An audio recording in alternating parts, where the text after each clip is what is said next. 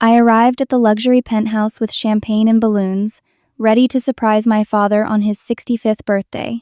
$550,000, every penny of my savings, all to give my parents the retirement they deserved after decades of sacrifice. But the door was already open. Inside, Mom was sobbing. Dad was crumpled on the floor, face red, chest heaving. My brother-in-law Brad stood over him screaming to get out of his house. My 3-year-old niece Emma clung to my sister Diane, wailing. Then I walked in. Silence fell like a curtain dropping. My voice came out sharper than I intended. What is going on here? Brad whipped around, his face twisted with anger and something else I could not quite place. Satisfaction, maybe, or triumph. He pointed a thick finger at me. This does not concern you, Carolina. Family business. Why don't you head back to your fancy life and let us handle this? I stepped further into the penthouse, my heels clicking against the marble floor I had walked through with the real estate agent just 3 weeks ago.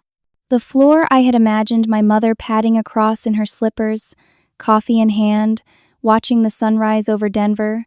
My throat tightened as I looked at Dad still on the ground, one hand pressed to his chest, the other bracing against the wall as he tried to stand. Mom rushed to help him, her hands shaking. This absolutely concerns me, I said, my voice steady now despite the rage building in my chest. I bought this penthouse. I have the deed. I have the mortgage papers. Every single document is in my name, because I purchased this property 3 weeks ago as a surprise for Dad's birthday party tomorrow. Brad's expression did not change, but Diane stepped forward. She had been standing in the shadows near the kitchen, little Emma on her hip. My sister looked different than the last time I had seen her at Thanksgiving. Thinner.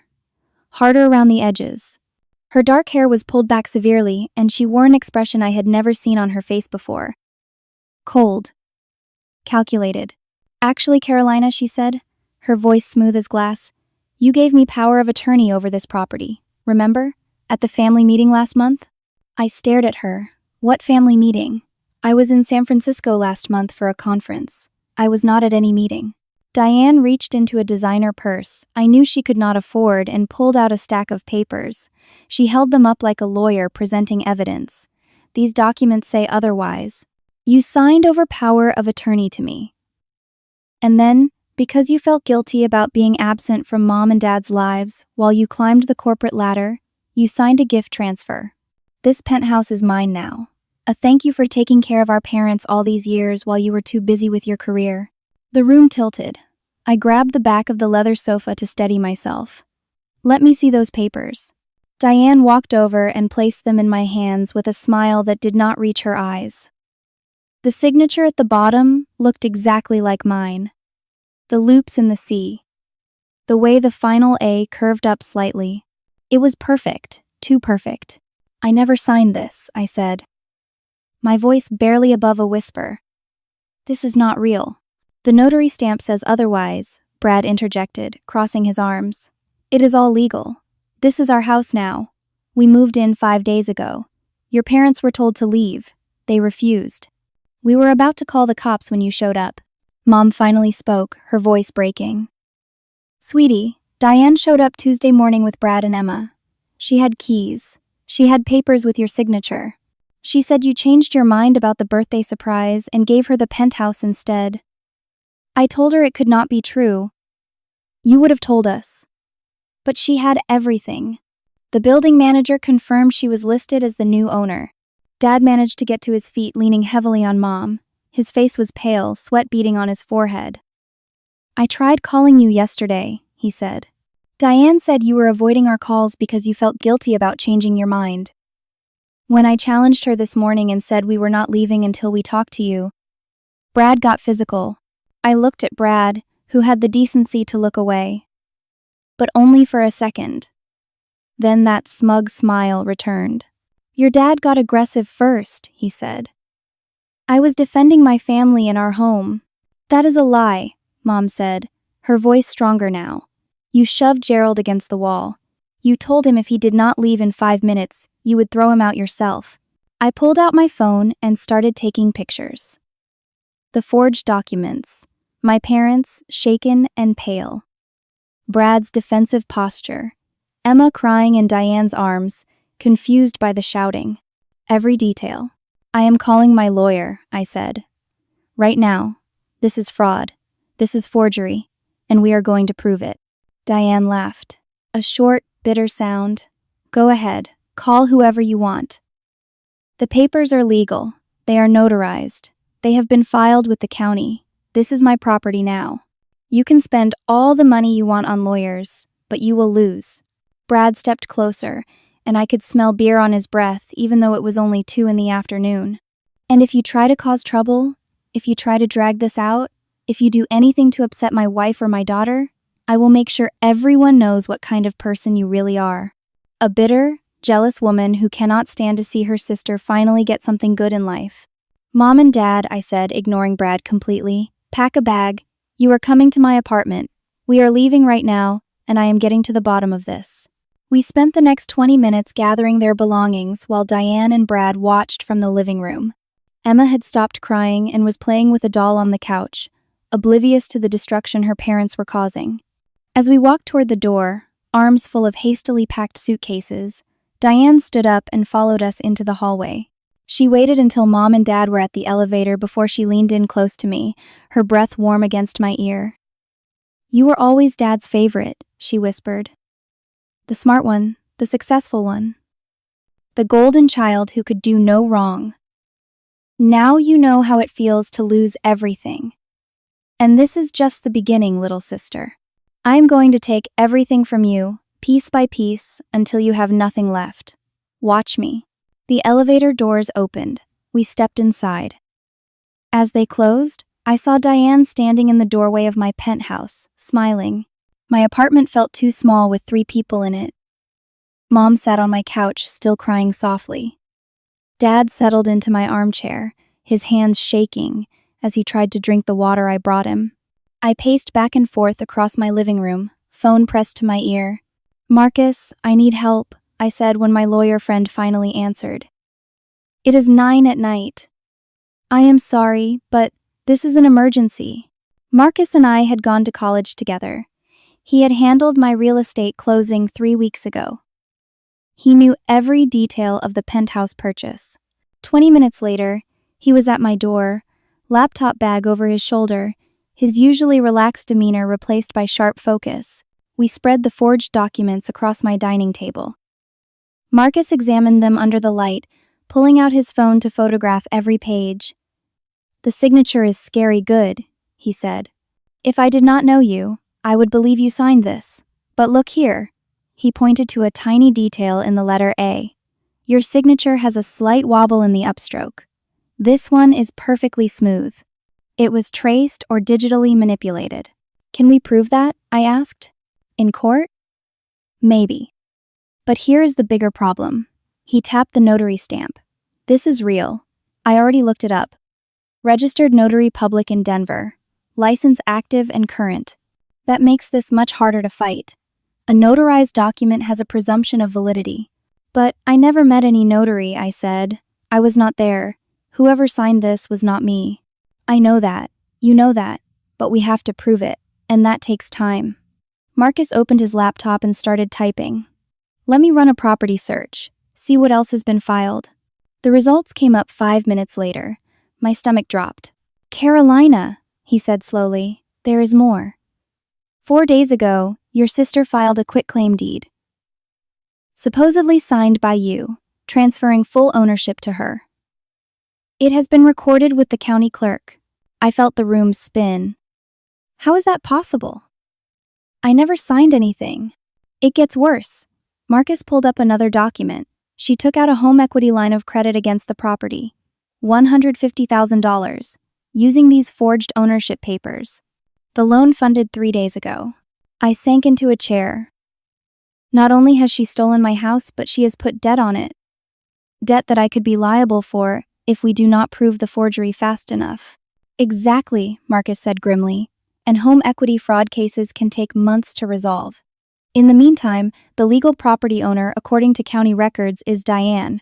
You would need to file a lawsuit, get the recordings voided, prove the forgery, and then figure out what to do about the money she already spent. Where is the money? Dad asked from the armchair. Good question, Marcus said. If we can trace it, that might help our case.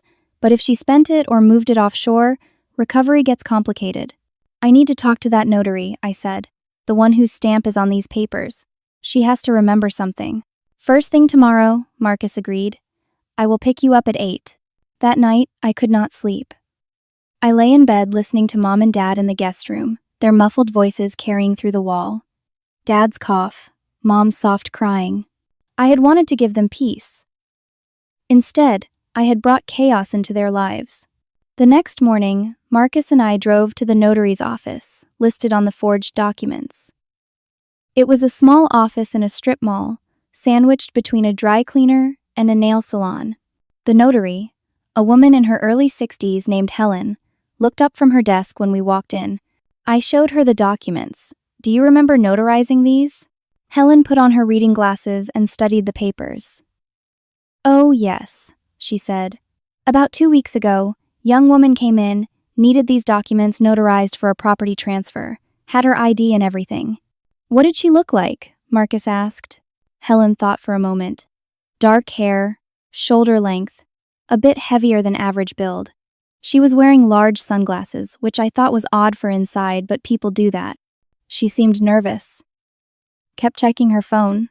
I am blonde, I said, pulling off my jacket to show her. I weigh 125 pounds. That was not me. Helen's face went pale, but she had a driver's license with your name and information. I checked it carefully. I always do. It looked completely legitimate. Can we see your records? Marcus asked. Any security camera footage? Helen pulled out a logbook and photocopies of the ID she had verified. When she showed me the photocopy, my blood ran cold. It was a Colorado driver's license, with my name, my birth date, my address, but the photo was wrong. It looked like Diane. Or rather, it looked like someone who had altered Diane's features to roughly match mine. The hair color was wrong, digitally changed to blonde but clearly off. The face was fuller. This is a fake ID, Marcus said. Someone created fraudulent identification to impersonate Carolina. This is identity theft. Helen sat down hard in her chair. Oh my God, I am so sorry. I thought everything was legitimate. The ID looked real. I have been doing this for 20 years. I have never been fooled like this before. It is not your fault, I said, though part of me wanted to scream. Whoever did this planned it carefully. They knew what they were doing. We left Helen's office with copies of everything and drove straight to the police station. Officer Ramirez, a detective in the fraud division, took my report. He was sympathetic but not optimistic. Identity theft cases take time to investigate, he explained. We will need to verify the fake ID, track down where it was made, interview witnesses. The property ownership issue is really a civil matter. You will need to file a lawsuit. I can give you a case number for your records, but do not expect quick resolution. How long? I asked. Weeks, maybe months. In the meantime, the property records stand as filed. Your best bet is to get a good civil attorney and file an emergency motion. I already have one, I said, nodding to Marcus. When we got back to my apartment, Dad was lying down. Mom met us at the door, her face grave. He had chest pains this morning, she said quietly. I gave him aspirin. He is resting now, but Carolina, I am worried. This stress is too much for him. I went to check on him. He looked smaller somehow, fragile in a way I had never seen before. I sat on the edge of the bed. We are going to fix this, Dad, I said, taking his hand. He squeezed my fingers weakly. There is something I need to tell you, something I should have mentioned before. 6 months ago, Diane called asking for money. She said Emma needed surgery. Emergency medical bills. $50,000. My heart sank.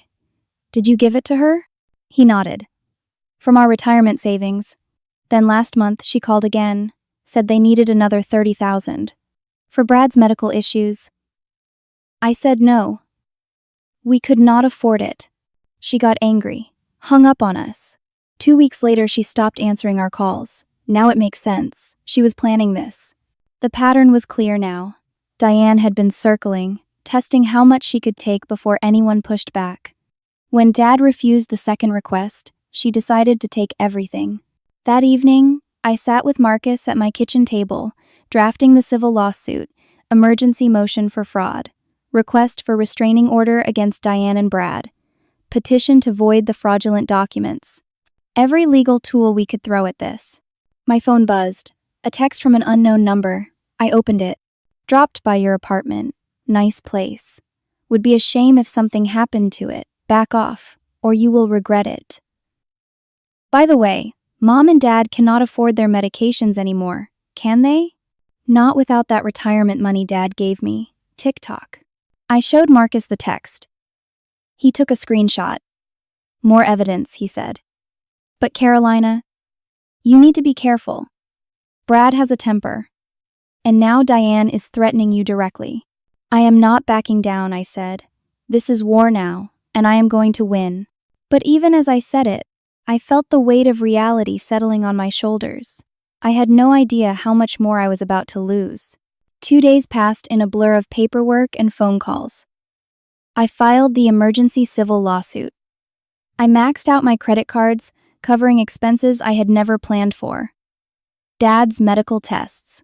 The copays for his cardiologist appointment. Mom's anxiety medication refill. A consultation with a forensic document examiner who charged $300 an hour. The penthouse purchase had wiped out my savings. $110,000 down payment. Another $440,000 mortgage that I was now paying monthly while Diane lived in the property. My bank account showed $2,300. My credit cards were approaching their limits, and the legal fees were just beginning. Marcus called with an update. I found something. Brad has a criminal record. Assault charges from 8 years ago. He served 2 years in prison. He has also been fired from 3 jobs in the past 2 years for aggressive behavior. That is good for us, right? I asked. For the restraining order? It helps, but it also means he is dangerous. My investigator also found out that Diane and Brad have been evicted from 2 apartments in the past 3 years. They have a history of burning bridges. We had the restraining order hearing scheduled for the next morning. I spent the night preparing what I would say, rehearsing in my head. Mom stayed up with me, making tea, trying to keep calm. Dad had gone to bed early, exhausted from another day of chest pains and worry. The courthouse was cold and impersonal. We arrived at 8 in the morning and waited in a hallway that smelled like old coffee and anxiety. When Diane walked in at 8:30, I barely recognized her. She wore a modest dress, minimal makeup, her hair styled simply. She looked like a victim. Beside her walked a man in an expensive suit carrying a leather briefcase. Who is that? I whispered to Marcus. Her attorney. And not a cheap one either. Question is, where did she get the money? We entered the courtroom. The judge, a woman in her 50s with steel gray hair and sharp eyes, reviewed both sides' filings. Marcus presented our case. The forged documents. The fake ID. The pattern of financial manipulation. Dad's health crisis caused by the stress. Brad's criminal history. The threatening text message. Then Diane's lawyer stood up. Your Honor, this is a family dispute over a gift. My client's sister has always resented her. There is a history of sibling rivalry going back to childhood. My client married young, had a child, did not pursue a lucrative career like her sister. Carolina held that against her. When Carolina purchased the penthouse, she initially told Diane it was a gift for the whole family. Then, Carolina changed her mind and tried to keep it for their parents exclusively. Diane has documentation proving Carolina's original intent. He produced text messages. They were doctored, but they looked convincing. Screenshots of conversations I had supposedly had with Diane about sharing the penthouse. Promises I had allegedly made. I stared at them in disbelief. Those are fake, I said. I never sent those messages. My client has phone records that match these timestamps, the lawyer continued smoothly. And, Your Honor, if you look at the third exhibit, you will see photographs of my client's family in the penthouse dating back several weeks. They have been living there with Carolina's blessing until this dispute arose. The photos showed Emma playing in the living room, Diane cooking in the kitchen, Brad on the balcony. They looked domestic. lived in, as if they had been there for months, not days. The judge looked at me. Miss Carolina, you claim these photos are false? They were taken in the past 5 days, Your Honor, I said. Not weeks or months ago. They moved in last Tuesday. Before that, the penthouse was empty except for staging furniture from when I purchased it. Your client has no proof of that, Diane's lawyer said. While we have documented evidence of months of occupancy, then Diane took the stand. She cried. Actually cried, tears streaming down her face as she talked about how I had always been jealous of her, how I resented her relationship with our parents, how I promised her the penthouse and then cruelly ripped it away. She talked about little Emma, how the move had been traumatic, how they finally had stability and now I was trying to destroy their family. She is lying, I whispered to Marcus. Every word is a lie. I know, he said, but she is convincing. The judge called for a brief recess. When we returned, her decision was swift and devastating. This appears to be a contractual dispute between family members, not a clear case of harassment or threat. The text message is concerning, but it is not explicitly threatening enough for a restraining order. The property ownership is a matter for civil court to resolve, which is already in process. I am denying the emergency restraining order at this time. Both parties are advised to stay away from each other and let the legal system work. The gavel came down. We had lost. Outside the courthouse, Dad leaned against the wall, his breathing labored. Mom rubbed his back, her own face pale with stress. Let me take him to the car, Marcus said. You two wait here. As Marcus helped Dad down the steps, I stood there feeling numb. Then I heard heels clicking behind me. Diane walked past, her lawyer beside her. She paused, looked back at me, and smiled. That victim act was gone. This was the real Diane, cold and triumphant. See you at the next hearing, little sister, she said. Oh wait, can you afford a next hearing? I heard you are running out of money. I started to respond, but Mom grabbed my arm.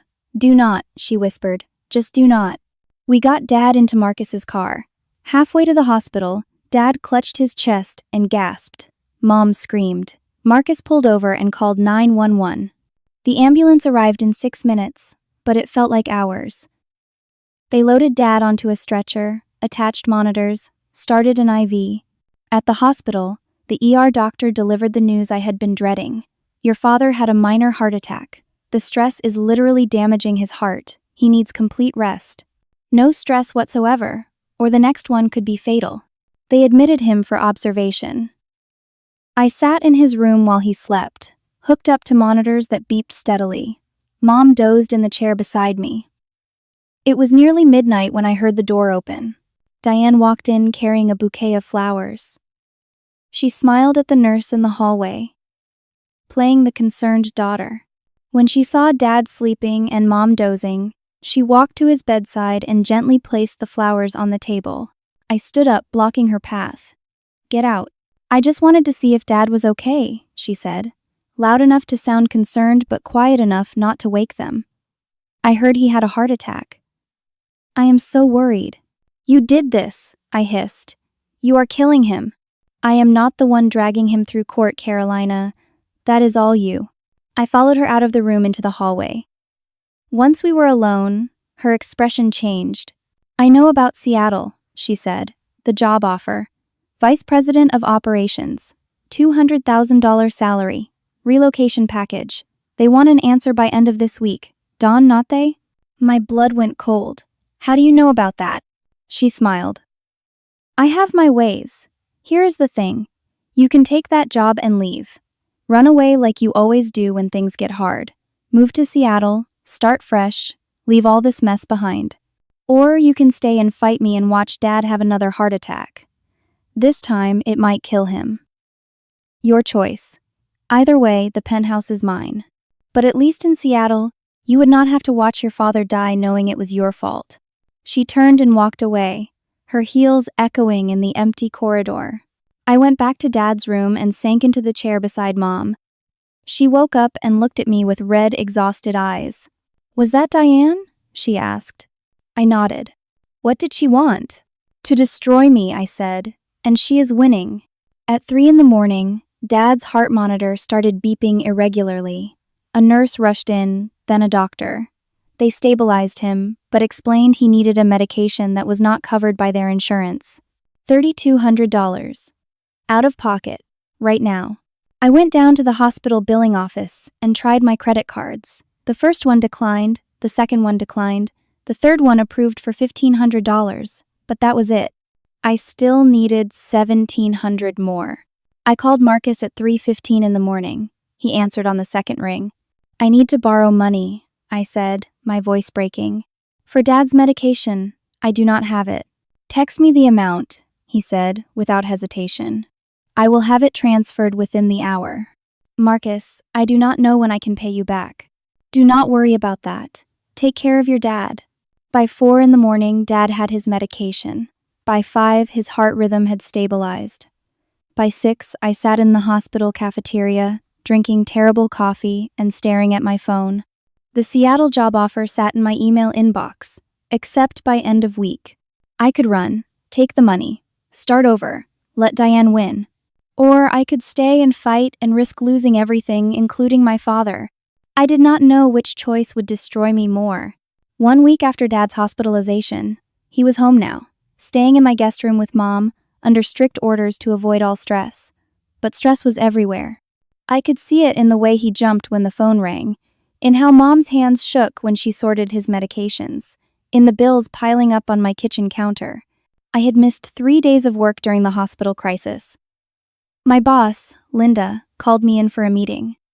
I knew what was coming before I sat down. Carolina, you know I value you, she began. But you have missed important client meetings. Your performance has slipped. I need you focused, and right now, you are not. I understand, I said. My father had a heart attack. It was an emergency. I know, and I am sorry about that. But we need to talk about Seattle. They need an answer by Friday. That is tomorrow. Are you taking the position or not? I do not know, I admitted. My family situation is complicated right now. Linda sighed. Carolina, I need to be honest with you. If you do not take Seattle, I cannot guarantee your current position will be available much longer. The firm is restructuring. People who are not pulling their weight are going to be let go. Are you firing me? I asked. I am giving you a choice. Take Seattle, and it is a fresh start with a promotion. Or stay here and risk being part of the next round of layoffs. Your call. I left her office feeling like the walls were closing in. That afternoon, Marcus called with worse news. The bank contacted me, he said. They discovered Diane spent the entire home equity line of credit. All $150,000. Gone in 4 days. Where did it go? That is the problem. They do not know yet. Could be offshore accounts, could be cash withdrawals, could be gambling debts. But because the fraud case is still pending and you are the original purchaser of the property, the bank considers you potentially liable. They have frozen your accounts pending investigation. What does that mean? It means you cannot access your money, any money, until they sort out whether you are responsible for the fraudulent debt. But I am not responsible. I never signed anything. I know, but legally, it is complicated. The investigation could take weeks. Marcus, I have $200 in cash in my wallet. That is it. I cannot access my bank accounts. How am I supposed to pay rent, buy food, pay for Dad's medications? The silence on the other end told me he did not have an answer. I made a decision that felt like swallowing glass. I had to talk to Diane, face to face, try to reason with her. She had won. She had the house. She had destroyed my finances. What more did she want? I drove to the penthouse late that afternoon. I had texted Diane asking to talk, but she never responded. I figured I would try anyway. When I arrived, the parking garage had a new code, but I waited until another resident opened the gate and followed them in. I took the elevator to the 23rd floor, stood outside the door of the penthouse I had purchased with my life savings. The door I had imagined my parents walking through every morning, happy and secure. I knocked. Brad opened it. Alone. No Diane. No Emma. He was drunk. I could smell the whiskey before he even spoke. His eyes were bloodshot, his shirt untucked and stained. "What do you want?" he slurred. "I need to talk to Diane," I said, keeping my voice calm. "Is she here?" He laughed, a harsh, bitter sound. "Nope. She took Emma shopping, spending that home equity money like water. But come on in, we can talk." Every instinct told me to leave, but I needed to try one more time to reason with them. I stepped into the foyer. And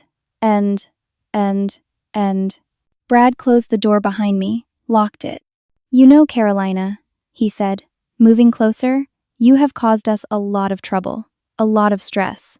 Diane has been crying every night because of you. You and your lawsuits and your cops and your lawyers. I am not the one who forged documents and stole a house," I said, backing up. "You think you are so much better than us, do not you? With your fancy job and your money." "Well, where is all that money now? Diane says you are broke, cannot even access your bank accounts." He kept moving toward me. I kept backing up until I hit the wall. "Brad, I just want to talk to Diane and work something out. I do not want any more trouble." "Too late for that," he said, and put his hand on the wall beside my head, trapping me. "You already made trouble, and now you are in my house. Uninvited. That is trespassing." I reached into my pocket for my phone. Brad grabbed my wrist. "Let go of me," I said, my voice shaking now. He did not. Instead, he grabbed the phone from my hand and smashed it against the marble counter. The screen shattered. "Oops," he said. "Accident." I pulled out the pepper spray I had started carrying in my purse, sprayed it directly in his face. Brad screamed and stumbled backward. I ran for the door, unlocked it, and bolted down the hallway toward the stairs. I could hear him behind me, cursing and coughing, but the pepper spray had slowed him down enough. I made it to my car and drove straight to the police station. Officer Ramirez took my report. Brad had assaulted me, destroyed my property, threatened me. I wanted charges filed. "We will send officers to investigate," Ramirez said. "Do you need medical attention?" "No," I said. "I am fine. I just want him arrested." But when police went to the penthouse 2 hours later, Diane was home. She had security camera footage. Footage I knew could not be real because there had been no cameras when I bought the place.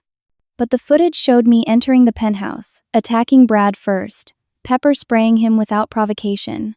The video was edited. It had to be, but it looked real. Brad had scratches on his face.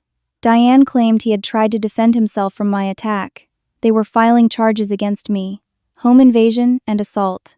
"This is insane," I told Ramirez. "He attacked me. He smashed my phone." "Do you have witnesses?" Ramirez asked. "No." "Physical evidence?" "My broken phone. But I left it at the penthouse when I ran." "Then it is your word against theirs. And they have video." 2 days later, I was arrested at work. In front of my colleagues, in front of clients. Security guards walked me out in handcuffs while everyone stared. Linda stood in her office doorway, her expression a mixture of pity and disgust. I sat in a holding cell for 6 hours before Marcus could arrange bail. $15,000. Money I did not have. Money Marcus paid himself because no one else could. When I finally got out, it was nearly midnight. Marcus drove me home in silence. When we pulled up to my apartment building, I saw the notice on my door. Eviction warning. Rent payment late. "I cannot afford next month," I told Marcus. "I am going to lose my apartment." "Stay with me," he said. "You and your parents. I have space." "I cannot ask you to do that. You have already done too much." "You are not asking. I am offering." The next morning, Linda called. "Do not come in today. Or any day. We are letting you go." The arrest was the final straw. Seattle has pulled their offer. "You are done here, Carolina." "I am sorry." I sat on my couch in my apartment that would not be mine much longer. Unemployed. Broke. Facing criminal charges. My father recovering from a heart attack caused by stress I had brought into his life. My sister living in the house I bought while I had nothing. That night, Marcus and I sat at my kitchen table while Mom and Dad slept. His investigator had finally tracked down where some of Diane's money went. "She and Brad are in massive debt," Marcus said. "Over $200,000 in credit cards. Gambling losses from Vegas trips. A failed business venture Brad tried 3 years ago. They are drowning. When you bought the penthouse, Diane saw it as her life raft. She planned this, I said. For months. Yes. The fake ID was made in May. She studied your signature, found a corrupt notary willing to look the other way for cash, timed everything perfectly. Marcus pulled out another document. There is more. Remember Brad's aunt in Wyoming? The one who died? He told me the story. 5 years ago, Brad and Diane had run this exact same scam on Brad's elderly aunt. Forged documents, fake power of attorney, stole her house, drained her accounts. The aunt had a stroke before the case went to trial. She died. The case was dropped. No justice, no consequences. They have done this before, Marcus said, and they got away with it. I looked at him. So what do I do? How do I stop them? I do not know, he admitted. But we keep fighting. We do not give up. That night, I got a text from Diane. A photo. Her and Brad and Emma standing on the balcony of the penthouse smiling. The caption read, "Thanks for the house, sis. Putting it on the market next week. We will take the money and move somewhere nice. You will never find us. Sweet dreams." I sat in the dark long after everyone went to sleep, staring at that photo. They were going to sell the penthouse. Take over $500,000, disappear. And I would be left with nothing but debt and a criminal record. I had lost. Completely. The motel room smelled like mildew and desperation. $49 a night. All I could afford with what little cash I had scraped together from selling furniture. Dad lay on one of the twin beds, his breathing shallow. Mom sat beside him, holding his hand. We had been here for 5 days since I lost my apartment. Marcus was still trying to help. But even he was running out of options. The criminal case against me was moving forward. My assault and trespassing hearing was in 2 weeks. My public defender, a tired woman named Sandra, who carried 3 dozen other cases, had already told me my chances looked bad. Their video is compelling, she said. And you admit you pepper sprayed the man. Self-defense is hard to prove without witnesses or evidence of prior threat. He was drunk. He trapped me. He smashed my phone. He says you attacked first. The video supports that. I will do my best, but you need to prepare for the possibility of conviction. Conviction meant jail time, probation, a criminal record. Even if I got another job someday, who would hire someone with an assault conviction? At 2 a.m. on Thursday, I was jerked awake by pounding on the motel room door. The manager, a nervous man in his 60s, stood outside. "Your car," he said. "It is on fire." I ran outside in my pajamas. My car, a 6-year-old Honda that I had paid off 3 years ago, was engulfed in flames in the parking lot. Fire trucks arrived. Police arrived. By the time they put it out, the car was a burnt shell. The fire investigator found evidence of arson. Someone had poured gasoline around the vehicle and lit it. The security camera in the parking lot had mysteriously stopped working an hour before the fire. "Do you have any enemies?" the investigator asked. I laughed, a bitter, broken sound. "You have no idea." But I could not prove Brad did it. Just like I could not prove anything. The next Monday, my court date arrived for the assault charges. I wore the only professional clothes I had left. Dad was too weak to attend. Mom came, sitting in the back row, her face drawn. Brad and Diane testified. Their lawyer was polished and convincing. The video played on a screen for the judge. It showed me entering, attacking Brad without provocation, spraying him. What it did not show was the 30 seconds before. The intimidation, the threats, just me being violent. My public defender did her best, but we had nothing. No witnesses, no evidence. My word against edited video. The judge found me guilty of misdemeanor trespassing and assault. Probation for 2 years. 100 hours of community service. $5,000 fine. I did not have $5,000. I did not have $5. The stress of the trial was too much for Dad. That night, back at the motel, he had a second heart attack. This one was worse. The ambulance took him to the hospital. The doctors worked on him for 3 hours. He needs bypass surgery, the cardiologist told us. 4-vessel bypass. Without it, his heart will not recover. With it, he has a good chance. How much? I asked, though I already knew the answer would destroy me. The surgery itself is $90,000. Insurance will cover some, but your copay and deductibles will be around $30,000. I do not have $30,000, I said. I do not have $3,000. I have nothing. The doctor looked at me with sympathy but no solutions. We can apply for financial aid. Set up a payment plan. But he needs this surgery within 2 weeks, or the damage to his heart will be permanent. Mom broke down crying in the hallway. I held her, both of us sinking to the floor, clinging to each other. Everything I had tried to do to protect my parents had led to this. Dad dying because I could not afford to save him. The next day, Diane visited the hospital. She brought a fruit basket, chatted with the nurses about how worried she was about poor Dad. When she found me alone in the hallway, she dropped the act. He is dying because of you, she whispered. If you had just accepted that I deserved the house and moved on, none of this would have happened. Dad would be fine. You caused this. Every bit of it. His blood is on your hands, Carolina. How does it feel to be the reason your own father is dying? I wanted to scream, to attack her, to make her feel one fraction of the pain she had caused. But I did not. I just stood there, numb, as she walked away. That night, I sat in the hospital chapel. I had not prayed since I was a child. I did not even know if I believed in God. But I had nowhere else to turn. I bowed my head and whispered into the silence. I do not know if you are there, I do not know if you listen. But if you do, please, help my father. Do not let him pay for my mistakes. He is a good man. He deserves to live. I do not care what happens to me anymore. Just please, save him. I cried until I had no tears left. When I finally stood to leave, a woman was standing near the doorway. Mid-50s, professional clothes, carrying a briefcase. She looked familiar, but I could not place her. Carolina? She asked.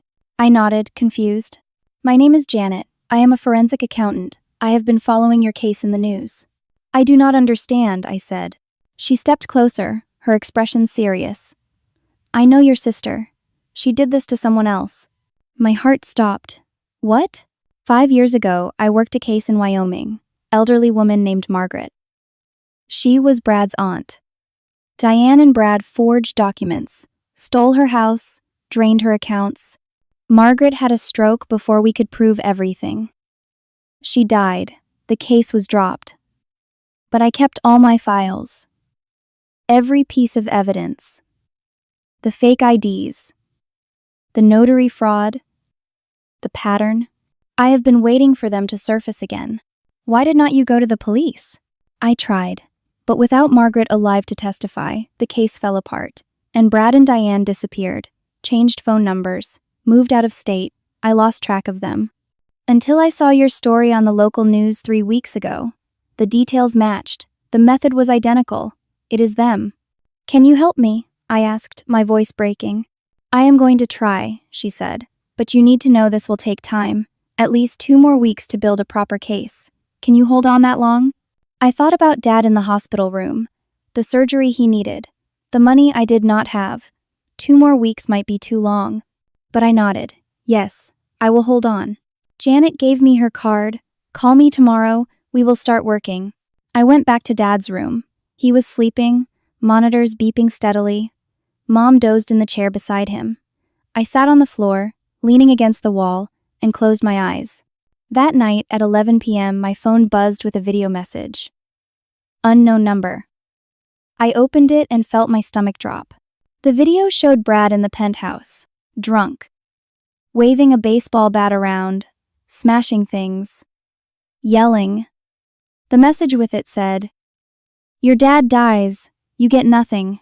We are selling this place in 2 weeks and disappearing. Mexico, you will never find us. Sleep tight, loser." I watched the video 3 times. Then I called Janet. They are planning to run, I said. 2 weeks. We have to move faster.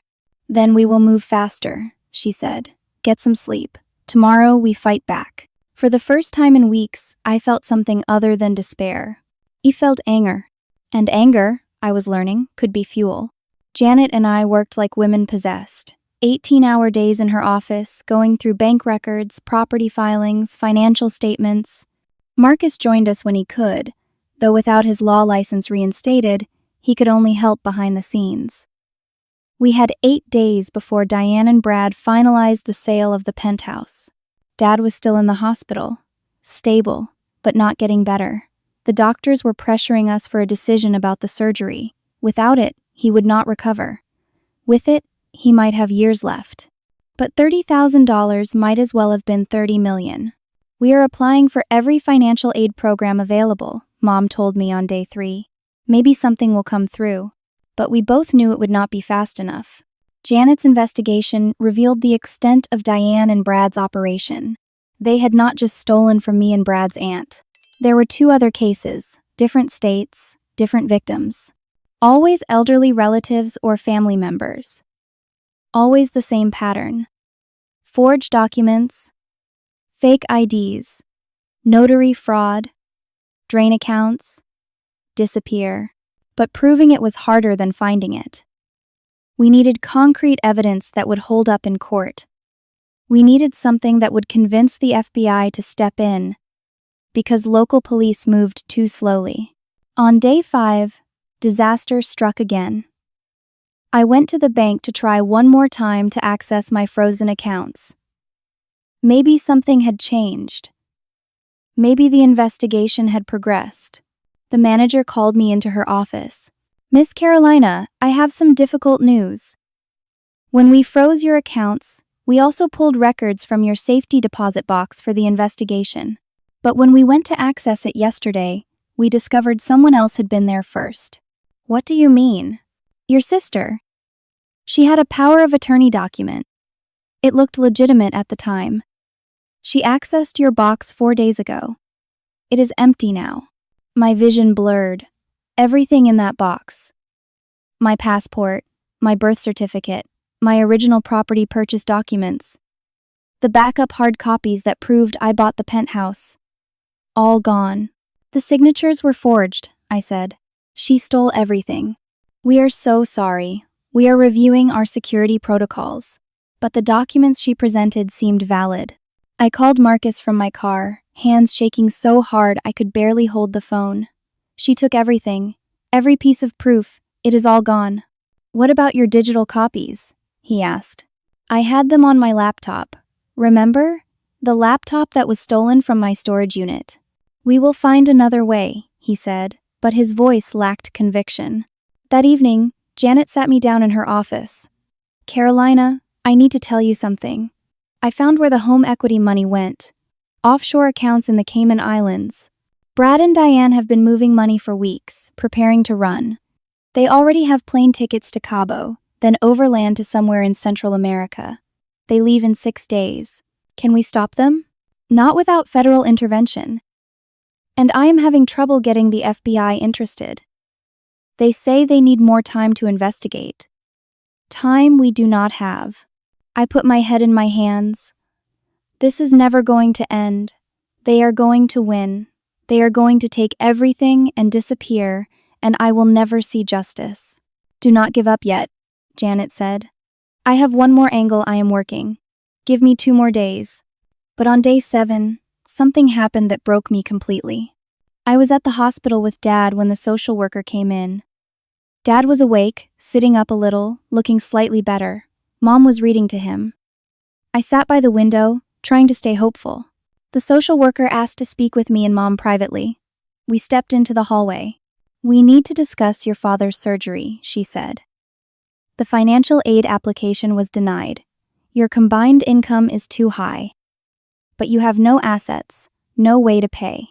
The hospital is willing to schedule the surgery and put you on a payment plan, but we need a co-signer, someone who can guarantee payment if you default. We do not have anyone, Mom said. Carolina lost her job. I have been a homemaker for 30 years. We have no one.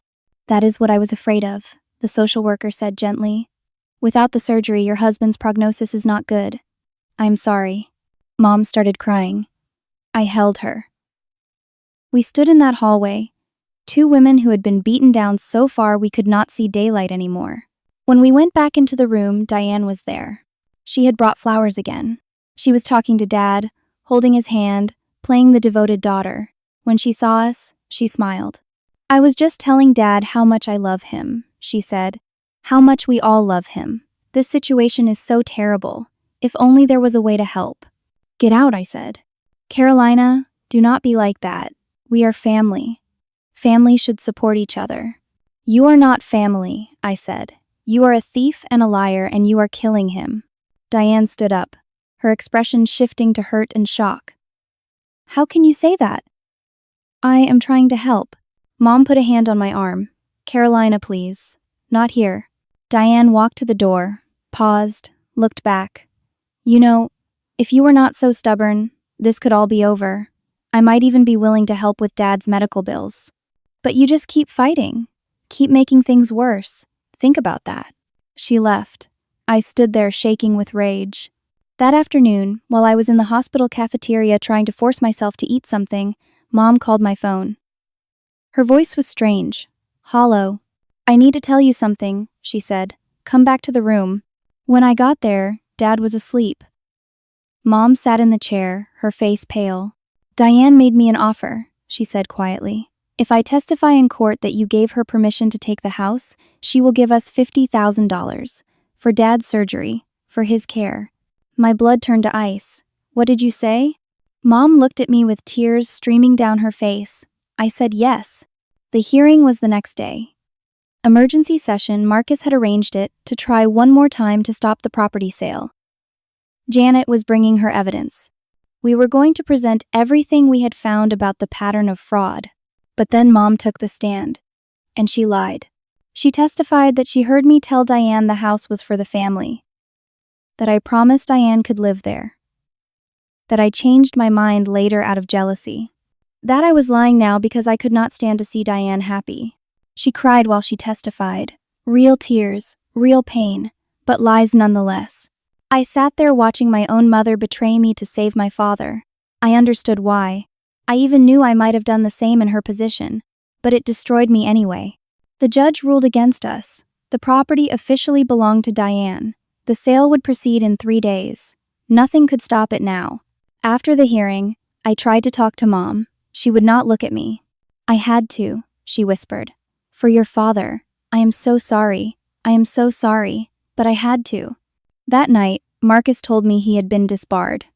A technicality with filing deadlines from my case. He could not practice law anymore. His career was over because he tried to help me.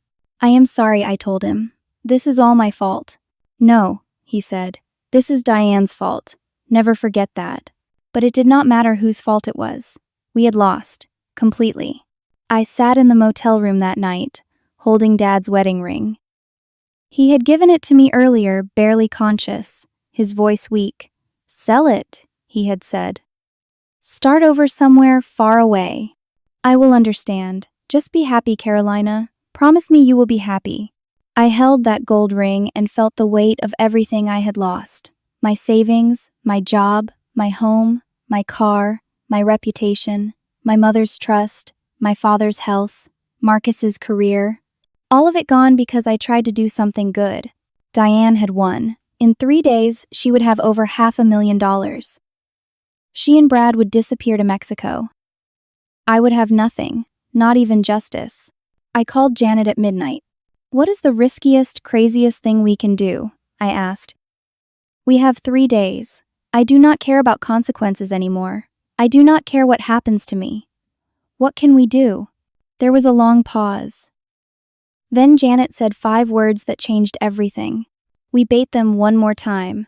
Janet's plan was insane, risky, possibly illegal if we executed it wrong. But I was past caring about safe choices. We will make them think you have money, Janet explained. A lot of money, enough to make them greedy. Greedy people make mistakes, and when they make mistakes, we will be recording. Over the next 48 hours, we staged an elaborate setup. Janet had a friend who worked at a law firm. They created fake documents, suggesting I had inherited $1 million from a deceased uncle I never had. Janet spread rumors through social media channels she knew Diane monitored. She even had someone call the motel pretending to be from a law firm, discussing my supposed inheritance, loud enough for the front desk to hear. The bait was set. We waited. On day 2, Brad called me. First time he had called directly in weeks. "Carolina," he said, his voice friendly. Conciliatory. "I think maybe Diane and I have been too harsh. This whole thing got out of hand. Family should not fight like this." "What do you want, Brad?" "I want to make peace. We have been talking. What if we sold you the penthouse back? You could pay us fair market value. We make a little profit, you get your parents' house back, everyone moves on. Fresh start." "How much?" I asked. $900,000. That is what we will clear from the current buyer. You match it, we will give you the house instead." "I do not have that kind of money," I lied. "But you will soon, right? That inheritance?" "Look, we just need a good faith deposit, $100,000. Wire it to us, holds the property, then you have 30 days to get the rest. Sound fair?" "I will think about it," I said, and hung up. Janet was recording everything, and Brad had just admitted on tape that they were trying to defraud me again. But we needed more. We needed them to provide the offshore account information. That was the key to getting the FBI involved immediately. I called Brad back an hour later. "Okay, I will do it, but I need the account information to wire the money." Brad rattled off a number. A bank in the Cayman Islands. The same offshore account Janet had traced. The account tied to the money laundering from the home equity fraud. Janet immediately contacted the FBI. With the recorded phone call, the offshore account information, and Brad's explicit request for wire fraud, she had given them everything they needed for immediate action. "I will wire it tomorrow morning," I told Brad. "Just give me until then to arrange it with my bank." "Perfect," Brad said. "You are making the smart choice, Carolina." The next morning, I went to meet Brad and Diane at a coffee shop. They wanted to sign a preliminary agreement. Janet had convinced the FBI to monitor the meeting. Agents were positioned nearby. Cameras were recording. I walked in with a fake bank statement showing my supposed $1 million account. Diane and Brad sat at a corner table. Emma was with a babysitter, thank God. I did not want her to see what was about to happen. "Carolina," Diane said, smiling, "I am so glad we can work this out. Family should not fight." I sat down and slid the fake bank statement across the table. "Here is proof I have the money. I want this over." Brad looked at the statement, grinned, and pulled out papers. "Just sign here, agreement to purchase. And we need you to initiate the wire transfer right now from your phone. $100,000 to this account." He wrote down the offshore account number again, right there in his handwriting. More evidence.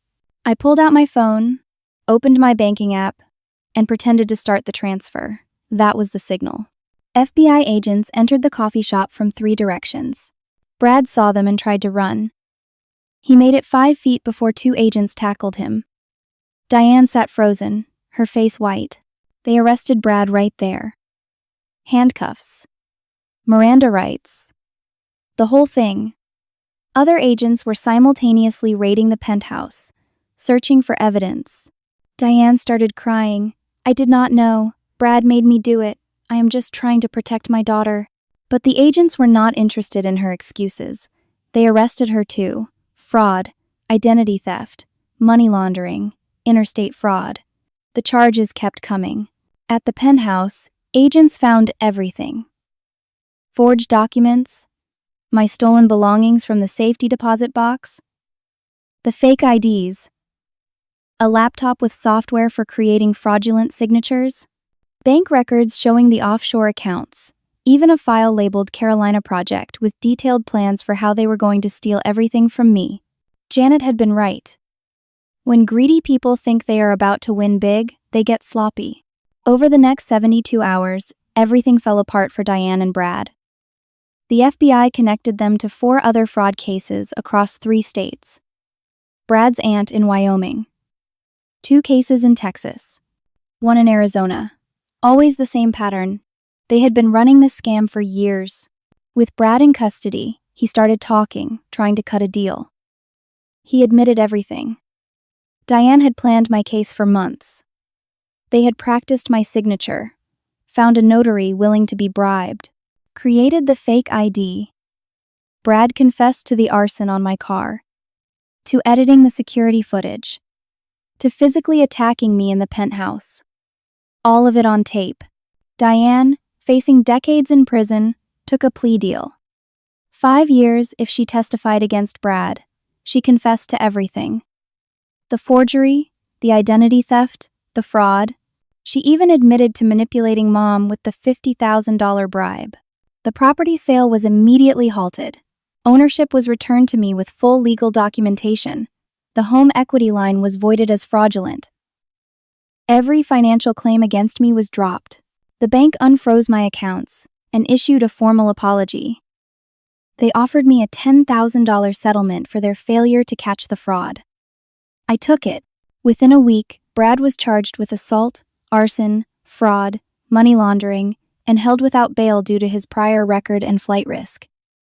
He was looking at 15 to 20 years. Diane was offered her plea deal, 5 years in a federal prison in exchange for full cooperation. She took it. Her lawyer tried to get her to fight, but she knew she would lose. She stood in court and admitted everything. When the judge asked if she had anything to say, she looked at me and whispered, "I am sorry." But she was not sorry for what she did. She was sorry she got caught. The offshore accounts were frozen, all the money recovered. $550,000 from the original theft. $150,000 from the home equity fraud. Plus interest and penalties. The court awarded me $750,000 in damages. Even though Brad and Diane would never be able to pay most of it, the judgment stood. More importantly, the FBI investigation cleared my name completely. The assault charges were dropped.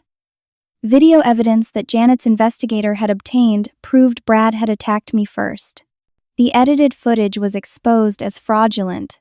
My criminal record was expunged completely. My employer called 3 days later. They had seen the news. They understood now what I had been going through. They offered me my job back with a formal apology. Not just my old job. The Seattle position. Vice President of Operations.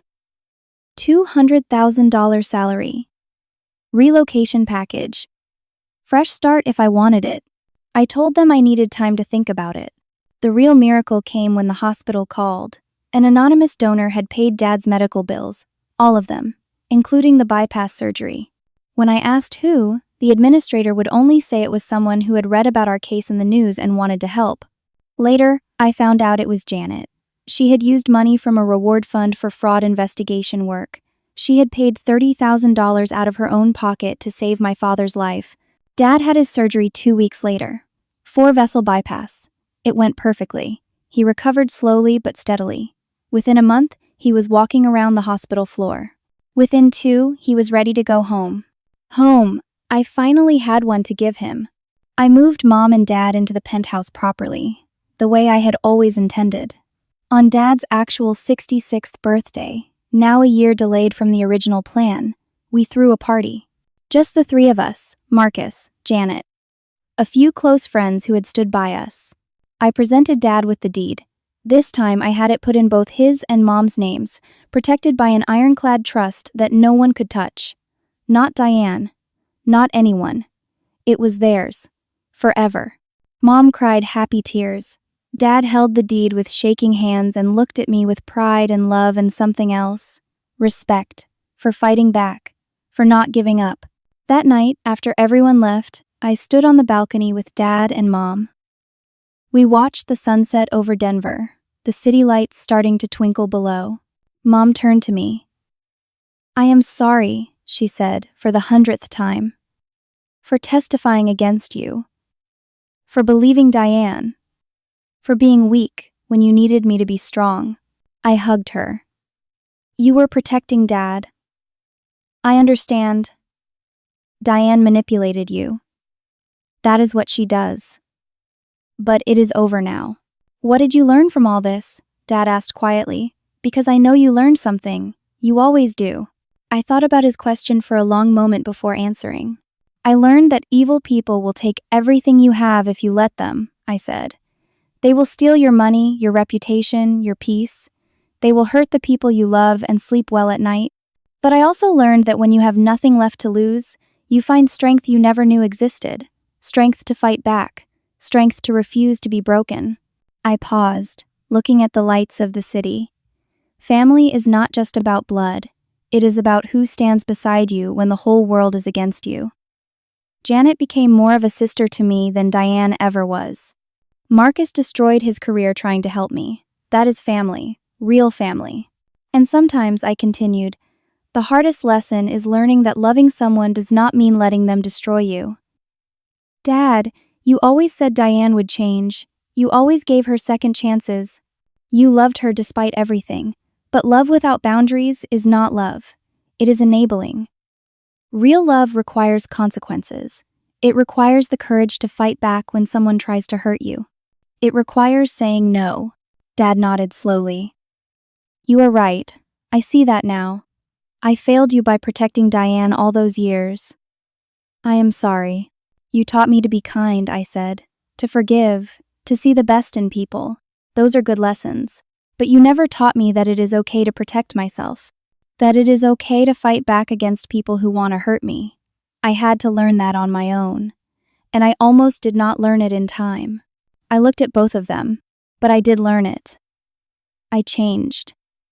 I became someone who could not be broken, and that made all the difference. Diane thought she could destroy me, but all she did was forge me into something stronger. We stood there in comfortable silence, watching the city we loved. Somewhere across town, Diane sat in a federal holding facility awaiting transfer to prison. Brad was in a maximum security facility, facing 20 years. Justice was not pretty, and it was not easy, but it was done. I had written my own ending, not the one Diane planned for me, not the one where I lost everything and gave up. A different ending, one where I fought back, one where I won. And it was a good ending. I took the Seattle job, moved 3 months later after making sure Mom and Dad were settled and stable, but I came back to Denver every few weeks. The penthouse became a sanctuary, a reminder of what we survived, of what we overcame. Sometimes fighting back is not about revenge. It is about refusing to let evil people write your story. It is about taking the pen from their hands and writing it yourself, with your own words, your own choices, your own ending. And my ending? It was better than anything Diane could have taken from me, because I earned it. I fought for it. I bled for it. And that made it mine in a way nothing else could ever be. So, if you are facing someone who wants to destroy you, someone who wants to take everything you have worked for, remember this. You are stronger than you think. You are braver than you know. And when you have nothing left to lose, that is when you become truly dangerous to the people who tried to break you. Do not give up. Fight back. Write your own ending. Because you deserve a good one. Now I want to hear from you. Have you ever dealt with someone who betrayed your trust? A family member who tried to take advantage of you? How did you handle it? Did you fight back or walk away? Share your story in the comments below. Your experience might help someone else going through the same thing. And if this story resonated with you, if it gave you strength or hope or just reminded you that justice is possible even when everything seems lost, please hit that like button. Subscribe to hear more stories about overcoming betrayal and fighting back against injustice. Share this with someone who needs to hear it.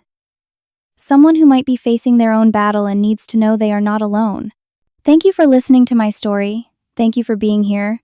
I hope wherever you are, whatever you are facing, you find the strength to write your own ending. The good one, the one you deserve. Take care of yourselves, protect your hearts, but never stop fighting for what is right. Until next time,